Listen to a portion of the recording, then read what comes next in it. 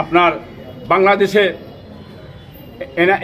মানে ওই সেও ফতোয়া দিয়ে দিয়েছে এনায়েতুল্লাহ আব্বাসী, আরেকজন আছে মিজানুর রহমান, যে কাফের, ও বলে দিয়েছে, ওকে কাফের বলে ফতোয়া দিয়েছে। কি বলেন, এনায়েতুল্লাহ আব্বাসী তিনিও কাফের বলে যা। আমার ভাইপো উচিত মতিন এমন শিক্ষা দিয়েছে, বাঁদরের মুখ তো বেঁকে গেছে, বানরের মুখ তো বেঁকে গেছে। জাহান্নামার কুকুর, জাহান্নামার কুত্তার মুখটা দিকে চেয়ে দেখবেন কিরাম হয়ে গেছে, দেখতে পেচ্ছেন না? কি এটাকে বলতে হবে? অতএব জাহান্নামার কুকুরকে জাহান্নামার কুকুরই বলবে, ওর কথা বলবেন না।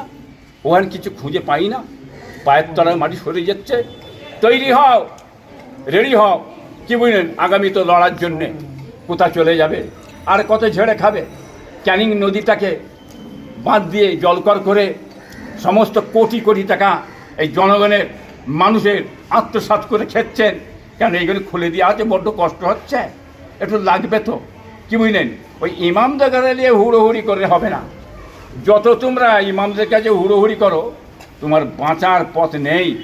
বাংলার মানুষ তারা দলিল জানে, মুফতি সাহেবরা দলিল দিয়ে দিচ্ছে। অতএব আগামীতে তোমার ভোটের জন্য তুমি তৈরি হও।